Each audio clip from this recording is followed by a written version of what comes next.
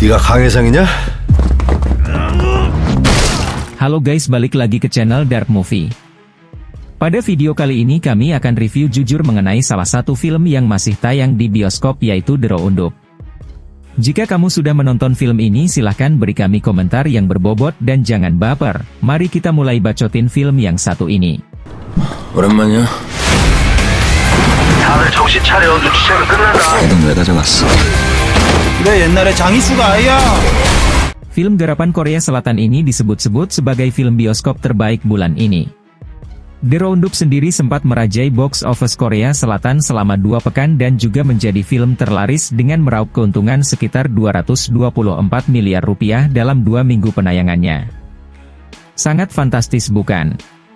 Film ini dikabarkan menjadi film tercepat di Korea Selatan dengan jumlah penonton tembus 7 juta dalam 2 minggu, sekaligus mengalahkan film besutan Bo Joon-ho, Parasit yang dirilis pada 2019 lalu.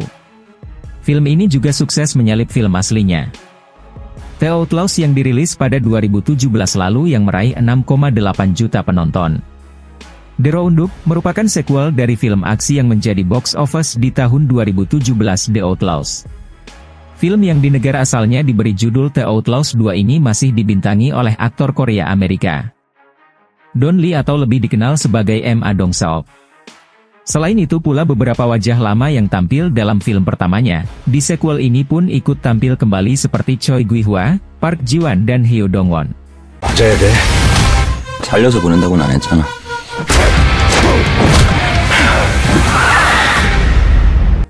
Film ini berlatar 4 tahun setelah detektif Ma Dong-seok menyapu bersih Yoon Kye-sang dan kawanan gengnya. Kali ini Ma Suk-du dan timnya mendapatkan misi untuk membawa tersangka yang kabur ke Vietnam untuk diekstradisi ke Korea Selatan.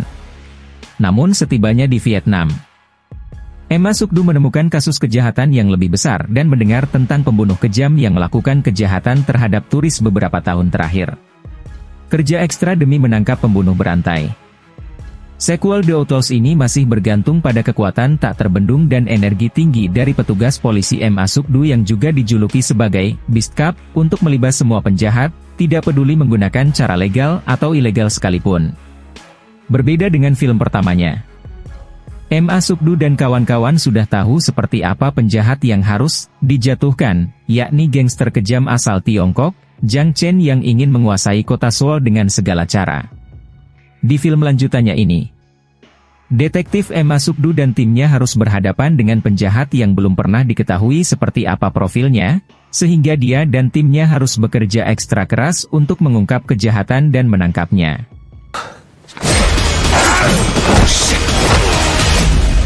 Action lebih brutal dan tanpa henti. The Roundup masih memakai plot linear sederhana seperti yang dipakai dalam film tahun 2017. Narasinya pun masih memakai pola serupa menggunakan tindakan keras terhadap para penjahat yang dihadapinya. Film kedua ini berjalan dengan kecepatan tinggi.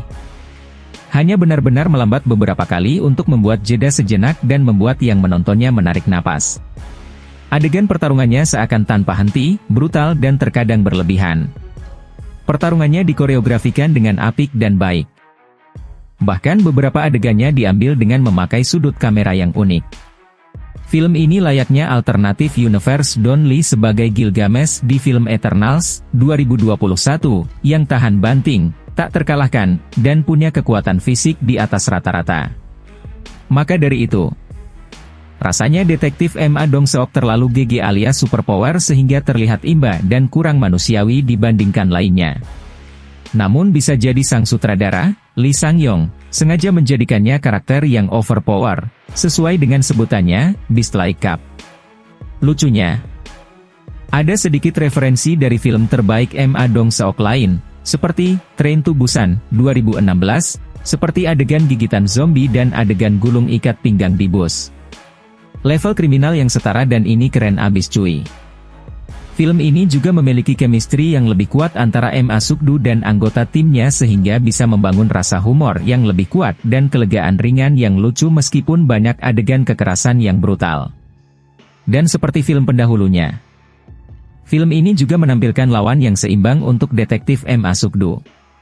Level kebengisan dan elemen-elemen penjahat berdarah dingin di film baru ini setara dengan pendahulunya.